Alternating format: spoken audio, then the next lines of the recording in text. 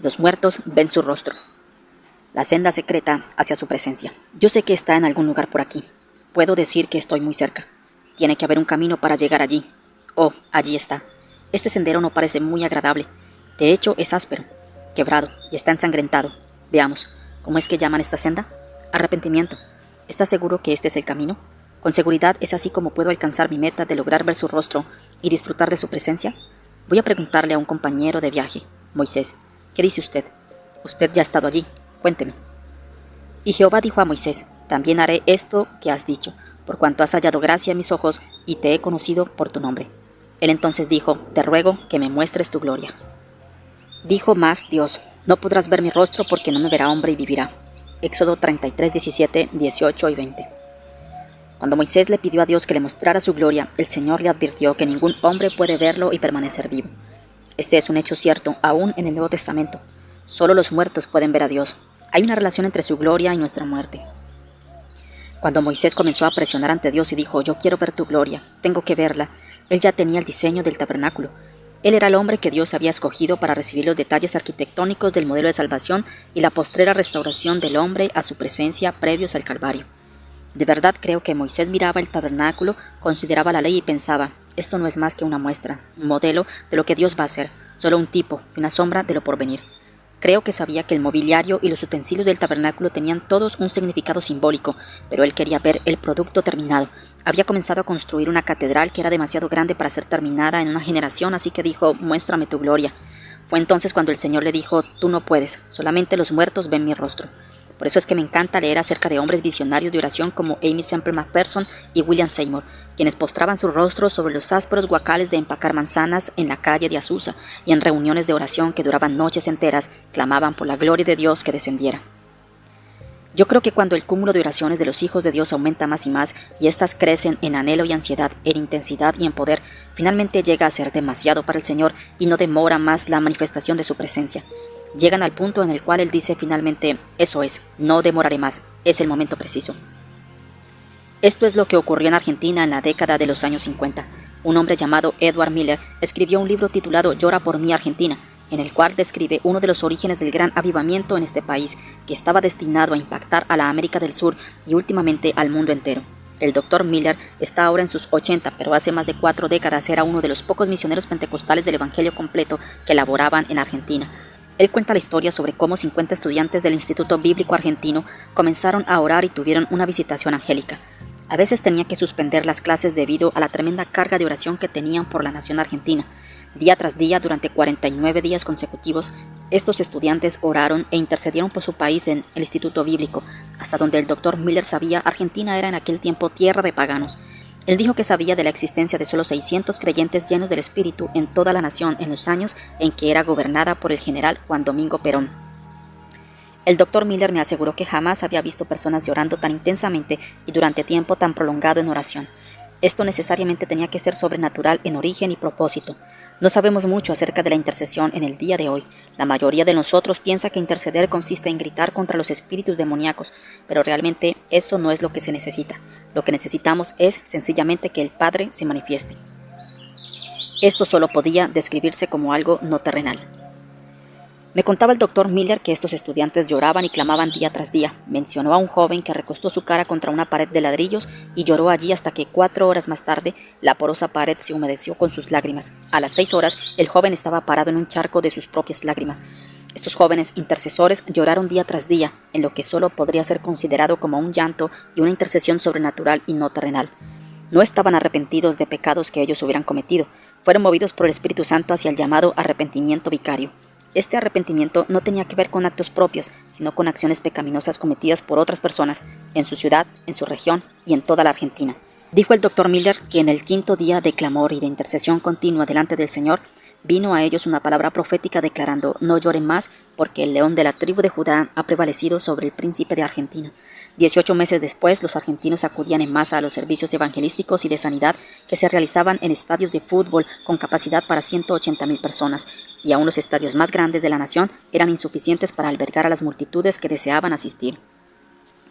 Jamás podré olvidar las palabras que me dijo, si Dios puede conseguir suficientes hijos suyos en un área para rechazar el gobierno y dominio de Satanás, Si suficientes personas rechazan ese dominio de la manera correcta, con humildad, con quebrantamiento y en arrepentimiento e intercesión, entonces el Señor ejecutará una acción de desalojo del espíritu demoníaco que gobierna esa área, y cuando lo haga, una luz gloriosa comenzará a brillar sobre ella.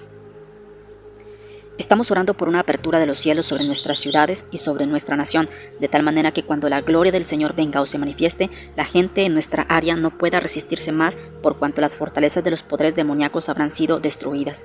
¿Cómo puede ocurrir esto? Mediante la visitación y la manifestación de la gloria de Dios. Ojalá que una pléyade de intercesores se levante para cerrar las puertas del infierno y abrir las puertas de los cielos. Nos gusta danzar alrededor de zarzas ardiendo.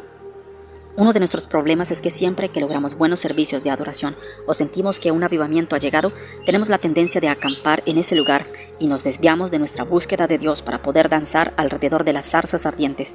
Quedamos tan atrapados contemplando lo que ha ocurrido con la zarza que nunca regresamos a Egipto para liberar a los cautivos. El Señor está diciendo a su iglesia que no es suficiente ser bendecidos, no basta con recibir sus dones y caminar disfrutando de su divina unción.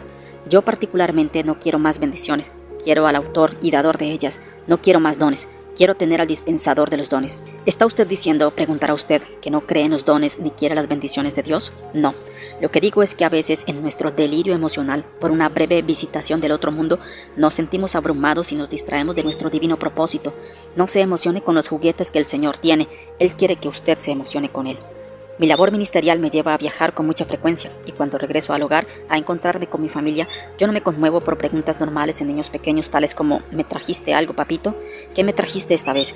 Lo que realmente deseo y con lo cual sueño cada día que dura mi ausencia es el momento en que mi hijita de solo 6 años de edad se trepa en mi humanidad y me consiente y me da su cariño sin pensar siquiera en el juguete que tengo dentro de mi maleta para ella.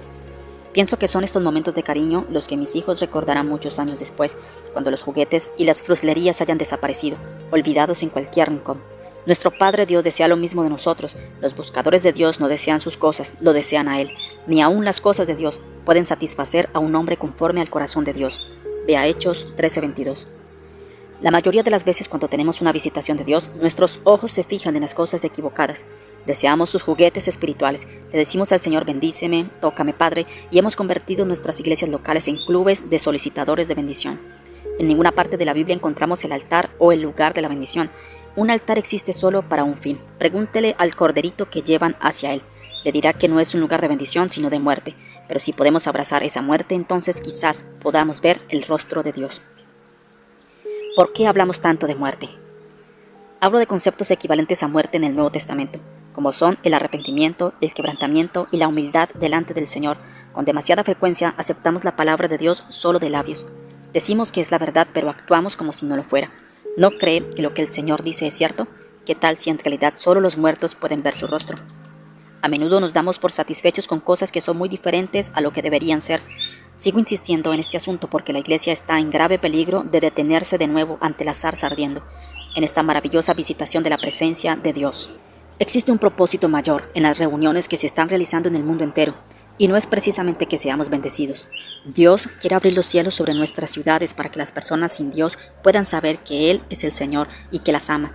Ese es el verdadero propósito de la visitación de Dios a los hombres. Es necesario que quitemos la vista de los juguetes y la coloquemos en el propósito real. Necesitamos clamar como Moisés. Gracias, Señor, pero no es suficiente. Queremos más. Tenemos que ver más. Queremos ver tu gloria. No queremos ver dónde has estado. Queremos ver a dónde vas. Por eso es que debemos pedirle al Señor que nos muestre el lugar donde va a abrir los cielos sobre nuestras ciudades. Eso es lo que yo busco. Quiero descubrir hacia dónde va, para lograr ubicarme en el sitio donde se va a manifestar. Hay un ejercicio de la soberanía de Dios en la elección de los lugares. Nadie en el mundo puede, prendiendo un fósforo, hacer arder las zarzas. Solo Dios puede hacerlo. Nuestra parte consiste en caminar por el desierto hasta encontrar la zarza y luego recordar quitarnos los zapatos porque hemos tropezado con suelo santo. Casi puedo sentir el aroma de vidas tocadas por el fuego.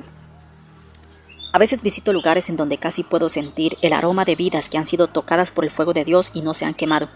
Eso me hace sentir que estamos cerca del lugar en donde Dios nos dará una visión comprimida del propósito superior que hay detrás de todo esto. La mayor parte de lo que hemos visto tan distante es la renovación de la iglesia. Pienso que avivamiento no es la mejor palabra para describir lo que estamos viviendo, porque ella se refiere a algo muerto que recobra vida. Yo no poseo la terminología para describir lo que Dios está a punto de hacer. ¿Cómo describir un tsunami? ¿Cómo describe usted una ola gigante? ¿Cómo hablar de lo que Dios quiere hacer junto con la indecible gracia y fortaleza que vienen con ella? El modelo bíblico que yo deseo y con el cual sueño es el de la relación de Dios con la ciudad de Nínive. Quiero ver una ola de Dios barriendo una ciudad, llevándose por delante toda la arrogancia del hombre, sin dejar nada tras sí, como no sea vidas quebrantadas y corazones arrepentidos. Estoy hambriento de un avivamiento como el que se describe en el libro de Jonás, con arrepentimiento y ayuno en toda la ciudad de Nínive. Ese tipo de avivamiento debía haber ocurrido en Nazaret, pero no ocurrió. Nazaret debió ser el lugar óptimo, pues en esta ciudad estaba el más grande predicador que haya vivido en esta tierra. Fue en la sinagoga de Nazaret que Jesús, puesto en pie, dijo: «El Espíritu del Señor está sobre mí». Luego leyó en la Escritura lo que se proponía hacer: sanar a los enfermos, dar vista a los ciegos, liberar a los cautivos, pero él no pudo hacer nada de esto por causa de la incredulidad de los habitantes de la ciudad. Es necesario prestar atención a esta triste historia, por cuanto Nazaret era el centro bíblico en los días de Jesús. Nazaret era el lugar donde debió ocurrir, pero las apariencias de un lugar o de su gente engañan, y no es sabio dejarse impresionar por ellas. A mí no me importa cómo luce una persona o su apariencia externa, solo Dios conoce sus planes para ella en el futuro. Muchos cristianos han menospreciado las grandes metrópolis como Los Ángeles, Nueva York, Detroit, Chicago o Houston. Los Ángeles podrá albergar miles de centros pornográficos y ser la sede de Hollywood, el centro de la industria cinematográfica, pero la ciudad de Nínive era un lugar aún menos adecuado para un avivamiento en su época, sin mencionar a Shanghái, Nueva Delhi, Calcuta, Río de Janeiro, y la lista crece. Pero si alguien puede encontrar el interruptor de la luz, su gloria fluirá en estas ciudades. Debe ser así por cuanto él dijo que su gloria llena toda la tierra. Ver Números 14:21. Yo soy un muerto que camina. Solo los muertos ven el rostro de Dios, así que cuando vaya detrás del velo tendrá que decir: ya no estoy vivo, soy un muerto que camina. Cuando un condenado a muerte comienza a recorrer el trayecto final hacia el lugar de su ejecución, instantes antes de cerrar tras él la puerta del corredor de la prisión, el comandante de guardia o alguno de los guardianes a veces gritan: muerto caminando. Con esto le dan a saber a todos que este hombre está viviendo los últimos momentos de su vida en esta tierra, y que deben guardar silencio y una actitud decorosa. El hombre está vivo, pero solo por unos momentos. Cuando llega al sitio de la ejecución, todo está acabado para él. Así es como debe vivir un cristiano, según lo afirma la epístola a los Romanos 12:1, un muerto que camina. El sumo sacerdote de la antigüedad sabía que era un muerto andante, cuando los otros sacerdotes ataban un cordel a su tobillo mientras él miraba el pesado y grueso velo que lo separaba del lugar santísimo. La única razón por la cual podía salir vivo de aquel lugar era únicamente por la misericordia y la gracia de Dios. Nosotros, en el día de hoy, no comprenderemos el delicado asunto de acercarse a la gloria de Dios. Hablando acerca de la gloria decimos: la gloria está aquí, pero en realidad no está. La unción está aquí y quizás puede haber cierta medida de la luz de Dios, pero si la gloria del Señor se manifestara alguna vez en su plenitud, todos moriríamos. Las montañas se funden ante su presencia manifiesta, cuanto más el ser humano. Hemos fracasado en asir algo de la gloria del Señor. Tal vez somos incapaces de hacerlo. El apóstol Pablo dijo que ninguna carne se gloriará en su presencia. 1 Corintios 1:29. Si existe alguna expresión de la carne presente cuando la gloria de Dios se manifieste, tendrá que morir, porque nada puede vivir ante esa presencia. Solamente los muertos pueden ver su faz. No sé si regresaré. Una vez en el año, el sumo sacerdote del pueblo de Israel salía de su casa con su corazón oprimido y decía a su familia: yo no sé si regresaré. No estoy seguro, pero pienso que he hecho todas las cosas que debía hacer. ¿Está mi efod en orden? Los judíos eran tan precavidos en cuanto a evitar la profanación que al sumo sacerdote no se le permitía aún dormir la noche anterior a su entrada tras el velo. Los demás sacerdotes lo mantenían despierto leyéndole la ley para que no pudiera profanarse accidentalmente a sí mismo con un sueño impuro durante la noche. En forma alegórica, cuando por fin el momento de la verdad llegaba, el sumo sacerdote metía con cuidado su dedo en la sangre tibia del macho cabrío o del cordero sacrificial y la untaba en los lóbulos de sus orejas. Luego aplicaba más sangre a los pulgares de sus manos y sus pies. ¿Por qué hacían esto? Simbólicamente él tomaba la apariencia de un muerto para poder acercarse a la gloria de Dios y permanecer vivo. Una vez que la sangre de la muerte era aplicada en la cabeza y en los pies, el sacerdote respiraba profundo y daba una última mirada al mundo de los mortales. Revisaba el cordel atado a su tobillo y alcanzaba el incensario. Este tazón o recipiente conectado a una cadena tenía en el fondo tizones encendidos. El sacerdote tomaba un puñado de incienso santo y lo dejaba caer sobre los tizones, el cual creaba una nube gruesa y creciente de humo con olor fragante. Después acercaba el incensario debajo del velo y lo mecía hasta que el humo llenaba completamente el lugar santísimo. Luego levantaba con suavidad el borde de la parte inferior del pesado velo y entraba gateando al interior, con temor y temblor, con la ansiosa esperanza de poder regresar vivo. Las rodillas son mejores que los pies para entrar al lugar santísimo. Los sacerdotes del Antiguo Testamento sabían algo que nosotros no sabemos. El humo encubridor era la última barrera de seguridad del sistema de autoprotección para el sacerdote que lo protegía de la consumidora santidad del Dios Todopoderoso. Los sacerdotes del Antiguo Pacto sabían algo que nosotros necesitamos redescubrir el día de hoy. Ellos sabían que Dios es santo y que el ser humano no lo es. Sabían que la carne viviente muere instantáneamente si se encuentra al descubierto con la gloria de Dios. Por eso, cuando traspasaban el velo, era necesario suficiente humo en el recinto para esconder todas las cosas de su vista. Aunque siguiera todas las instrucciones, se cubriera a sí mismo con la sangre y leyera las escrituras durante la noche anterior, sabían si la nube era lo suficientemente espesa, si no veían nada en el interior. El sacerdote tenía que realizar todas sus tareas, incluido el rociamiento de la sangre, sin el sentido de la vista. La nube encubridora era una señal que le aseguraba una posibilidad de ver la luz del día otra vez. Levítico capítulo 16. Yo creo que la nube de incienso era necesaria no solo para evitar que el sacerdote viera la gloria de Dios. La otra razón era que si el lugar santísimo no se llenaba de humo, entonces la gloria de Dios vería, así fuera en forma limitada, la carne viviente. Hay un notable pasaje de la Escritura en Apocalipsis que dice: cuando abrió el séptimo sello, se hizo silencio en el cielo por media hora. Apocalipsis 8:1. ¿Por qué los ángeles celestiales guardaron asombrado silencio durante 30 minutos? El contexto de los capítulos anteriores muestra la aparición de los santos en formación, ataviados con vestidos blancos, ante la presencia de Dios mismo. Vendrá el día cuando nuestros cuerpos mortales se vistan de inmortalidad y lo corruptible se vista de incorrupción, pero aún entonces los residuos de la carne estarán allí. Yo creo que cuando traspasemos las puertas perlíficas de la Nueva Jerusalén, los ángeles guardarán asombrados un silencio de 30 minutos como diciendo: los redimidos están de pie frente al trono del Santísimo. Es inimaginable para ellos que la carne pueda estar frente a la gloria de Dios, pero ello es posible si ella es transformada mediante el proceso de muerte y resurrección, y por su sangre derramada. Solo los muertos pueden ver el rostro de Dios. Su misericordia lo mantiene alejado de nosotros. Es la misericordia de Dios la que lo mantiene alejado de nosotros. Generación tras generación, los cristianos han elevado inauditas oraciones y han golpeado los altares diciendo: Señor, acércate, Señor, ven más cerca. Creo que Él nos ha respondido, pero su respuesta ha sido en dos sentidos. De un lado nos llama y nos dice: ven acá, acércate tú, y yo me acercaré, porque yo quiero estar más cercano. Y del otro levanta su mano en advertencia diciéndonos: ten cuidado, si te vas a acercar más, asegúrate de que tu carnalidad está muerta. Si de veras quieres conocerme, todo en ti debe morir. ¿Por qué se convertía Dios en espectador de la muerte? ¿Qué había de interesante en el hedor del pelo chamuscado y de la piel quemada? ¿Qué se escondía en el sacrificio que se convertía en una invitación para que el Señor saliera de su morada celestial y visitara el lugar donde el sacrificio era consumido por el fuego? Hay algo en la muerte que invita al Señor. Quizás usted no se dé cuenta de ello, pero la muerte ha estado presente en cada avivamiento a través de la historia de la Iglesia. La muerte estaba en cada una de las reuniones de la calle Azusa. En los dos primeros despertamientos espirituales que tuvieron su origen allí, el pionero pentecostal Frank Bartelman dijo de este avivamiento en la calle Azusa: la profundidad de su arrepentimiento determina la altura de su avivamiento. Dios se acerca más a medida que percibe que nuestra carnalidad va muriendo. Es como si el olor del sacrificio fuera una señal de que Dios puede acercarse más a su pueblo por un momento sin destruirlo por sus pecados. Su objetivo final siempre ha sido la reunión y la estrecha comunión con el ser humano, su más grande creación. Pero el pecado ha hecho que este sea un asunto fatal.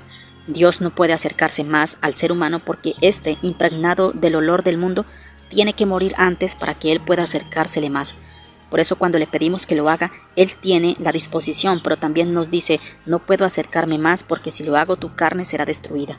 Quiero que entiendas que si lo hago y mueres, ya no tendré a quién acercarme. Por eso es que el arrepentimiento y el quebrantamiento de corazón, los equivalentes de muerte en el Nuevo Testamento, hacen la presencia de Dios tan cercana. Pero nosotros evitamos el arrepentimiento porque no nos gusta el olor de la muerte. Cualquiera que haya percibido alguna vez el olor de cabellos y piel quemada, estará de acuerdo en que no es agradable. Para los sentidos del ser humano no es halagador, pero para Dios lo es porque es una señal de que puede acercarse una vez más a quienes Él ama. Olvide el programa de entretenimiento especial. Las cosas que nos gustan y las que le gustan a Dios casi siempre son diferentes. Una vez el Señor me habló mientras estaba ministrando y me dijo: hijo, los servicios que a ti te gustan y los que me gustan a mí no son los mismos. comencé a notar que muy a menudo, definitivamente, diseñamos nuestros servicios religiosos para complacer a la gente. Los programamos para endulzar el oído de las personas, para hacer que tengan un programa de entretenimiento especial. Infortunadamente, esta clase de reuniones tiene muy poco del amor sacrificial del que debemos hacer objeto al Señor, quien merece nuestra alabanza y adoración. Dios prefiere tener momentos de comunión con unos pocos que realmente lo aman, que programas para que todo el mundo venga y se divierta. Realizamos una fiesta supuestamente para el Señor, en la cual intercambiamos regalos unos con otros, ignorándolo a Él totalmente. Hay algo del elemento de muerte del yo que es especial. Tal vez no es muy agradable para nosotros y quizá pensemos que no hace ningún bien, pero de seguro que es efectivo según el concepto del Señor. Si usted tomó este libro con la esperanza de que el Espíritu Santo le diera palmaditas en la espalda, terminará frustrado. Pero si abrió estas páginas con seguridad en su corazón, que la Iglesia necesita una revolución en su adoración y en su forma de caminar, entonces no será defraudado. La última vez que leí el Salmo 103:1 decía, «Bendice alma mía a Jehová». No decía, «Bendice Señor mi alma». Dios está cansado de meter su mano al bolsillo tan solo para dispensar sus bendiciones. Él quiere que disfrutemos la comunión con su rostro, pero solo los muertos pueden acercarse lo suficiente para verlo. Dios no se atreve a acercarse más. La mayoría de nosotros se contenta con conservar, aunque sea un poquito de nuestra vida caída, de nuestras ambiciones carnales, y con liviandad nos colgamos del borde del manto de la salvación de Dios. Oh sí, podemos asirnos de los remanentes de lo nuestro y estamos dispuestos a vivir así. Nos parece suficiente para nosotros lo poco que recibimos del Señor cuando en sentido figurado saca su mano por debajo del velo. Esto es apenas suficiente para guardarnos de la hambruna espiritual, pero Dios no se atreve a acercarse más porque causaría la muerte de nuestra carnalidad que tanto apreciamos. La decisión es pues nuestra. Dios busca a alguien que esté dispuesto a atarse un cordel a su tobillo y decir, si perezco, que perezca, pero yo voy a ver al Rey. Quiero hacer todo lo que pueda y sea necesario para entrar al otro lado del velo. Voy a cubrirme con la sangre, voy a arrepentirme, haré todo lo que pueda porque estoy cansado de saber solo acerca de Dios. Yo quiero conocerlo a Él, tengo que ver su rostro. No importa quién es usted, ni lo que ha hecho, y la tradición religiosa que profese y abrace. La única manera mediante la cual podrá traspasar el velo es por la muerte de su carnalidad. La muerte expresada en un sincero arrepentimiento y en un quebrantamiento genuino delante del Señor permitirá que Él se acerque a usted. El apóstol Pablo dijo, ahora vemos por espejo, oscuramente, mas entonces veremos cara a cara. Ahora conozco en parte, pero entonces conoceré como soy conocido. 1 Corintios 13:12. En ese momento conoceremos a Dios en su plenitud, tal como Él es, de la misma manera en que Él nos conoce ahora, tal como somos. El apóstol Juan fue desterrado a la isla prisión de Patmos por causa de su fe en Cristo, pero yo estoy convencido que había una razón más profunda para ello. Fue solamente cuando Juan llegó a ser un muerto andante abandonado a su suerte en esta isla desierta para que muriera allí, que oyó una voz y al volverse a mirar vio el rostro de Dios, el Hijo, el Señor Jesucristo. Todos nosotros pensamos que hemos conocido a Dios y creemos que somos parte de la iglesia, pero necesitamos mirar de cerca a Juan. Él fue el apóstol que se recostó en el regazo de Jesús, fue el discípulo más cercano e íntimo de Jesús. Él vio a Jesús despertarse para calmar la tormenta en el mar de Galilea. Fue testigo cuando Jesús literalmente paró un cortejo fúnebre para tocar el cuerpo de un joven muerto y lo resucitó de entre los muertos para entregárselo a su madre. Y este mismo apóstol, caminando en la isla de Patmos, vio por primera vez a Jesús en su gloria sin velo. Dijo del Señor que su cabeza y su cabello eran como blanca lana, como nieve, y sus ojos como llama de fuego, que sus pies eran como el bronce bruñido. La Escritura dice que Juan cayó a los pies del Señor como muerto. Apocalipsis 1:17. ¿Por qué le ocurrió tal cosa a Juan siendo que ya conocía a Jesús desde hacía 3 años? En el instante visionario en que Juan lo vio, probó la muerte, porque había visto la vida. Es necesario morir para verlo. Al respecto, todo lo que yo puedo decir es que es una buena razón para morir. A medida que nuestro yo muere, Él se hace más cercano. Juan el Bautista también sabía este secreto. De él dijo Jesús, entre los que nacen de mujer no se ha levantado otro mayor que Juan el Bautista. Mateo 11:11. ¿Por qué razón? Porque Juan tuvo la gracia de comprender el poco conocido principio sobre el cual se construye y permanece todo ministerio, todo servicio y toda adoración verdadera. Es necesario que Él crezca para que yo mengüe. Si yo menguo, entonces Él puede crecer. Menos de mí significa más de Él. Juan el Bautista era suficientemente sabio para darle el crédito al verdadero dispensador de todos los dones y todas las habilidades. Él dijo, no puede el hombre recibir nada si no le fuere dado del cielo. Juan 3:27. Básicamente, si hay menos de mí, entonces hay más espacio para Dios. Mientras más muero yo, más puede acercarse Él. ¿Hasta dónde puede llegar esta cercanía? Bueno, yo no lo sé, pero puedo darle el nombre de alguien a quien le puede preguntar. Consúltelo con Enoc. Él nos mostró que usted puede literalmente caminar con Dios, pero usted morirá en la jornada. La Biblia dice, y ellos le han vencido por medio de la sangre del Cordero y de la palabra del testimonio de ellos, y menospreciaron sus vidas hasta la muerte. Apocalipsis 12:11. ¿Está usted tratando de evitar la muerte? ¿Quiere las bendiciones de Dios viviendo su propia vida? La mayor bendición del Señor no proviene de su mano, sino de su rostro, de una íntima relación con Él. Cuando usted finalmente lo ve y lo conoce, ha llegado a la fuente de todo poder. No será una bendición barata. Es cierto que toda carne debe morir en la presencia de su gloria, pero también es cierto que todo lo que es del Espíritu vive por siempre en su gloria. La parte inmortal de su ser, que en realidad quiere vivir, puede vivir eternamente, pero primero hay algo en su carne que debe morir. Su carne lo separa de la gloria de Dios, así que usted está atrapado en una lucha sin fin entre la carne y el Espíritu mientras lee estas líneas. Es tiempo para que tome la iniciativa y le diga a Dios, Señor, yo quiero ver tu gloria. El Dios de Moisés está dispuesto a revelarse, pero esta no va a ser una bendición barata. Tendrá que postrarse y morir. Él solo puede acercársele en la medida en que usted esté dispuesto a morir. Es necesario que se olvide de quién está a su alrededor y que abandone el protocolo normal. Dios redefine hoy lo que nosotros llamamos iglesia. Él busca personas conforme a su corazón. Una iglesia integrada por personas como David que buscan su corazón, no tan solo su mano. Usted puede procurar sus bendiciones y jugar con sus juguetes, o también puede decir, no, papito, yo no quiero las bendiciones, te quiero a ti. Quiero tenerte más cerca de mí, quiero que tú toques mis ojos y mis oídos, quiero que toques mi corazón y me cambies, Señor. Estoy cansado de mí, de mi forma de ser, y si tú me cambias, la sociedad cambiará y las ciudades podrán cambiar también. Necesitamos orar por un quebrantamiento, pero no podemos orar por él a menos que nosotros mismos estemos quebrantados. Los avivamientos, el despertar espiritual, solo vienen a personas que ya están quebrantadas delante del Señor, que no buscan sus propias ambiciones, sino los propósitos de Dios. Necesitamos llorar por nuestra ciudad, tal como Jesús lloró por Jerusalén. Necesitamos que el Señor nos quebrante. No resista la acción del Espíritu Santo cuando la mano de Dios procura moldear su corazón. El gran alfarero de su alma solo trata de ablandarlo y suavizarlo. Quiere llevarlo a un estado tal de enternecimiento que no necesite de un viento celestial con fuerza de huracán para saber que Él está presente. Él quiere que usted sea tan delicado y sensible que la más suave y apacible brisa del cielo, la más tenue demostración de su presencia, emocione su corazón y diga, es Él. Queremos vida, pero Dios busca muerte. Necesitamos arrepentirnos por diseñar servicios religiosos para agradar a los hombres, en vez de someternos a lo que el Señor le gusta. Como la mayoría de hombres y mujeres, hemos deseado vida en nuestros servicios cuando Dios desea muerte en nuestras reuniones. Es la muerte expresada en arrepentimiento y quebrantamiento de corazón lo que lo introduce a la presencia del Señor y hace que usted pueda acercarse a Él y vivir. Algunas personas al llegar a este punto se sienten muy incómodas cuando comienzan a percibir el olor de humo. Pueden sentir en el aire el olor de carne quemada.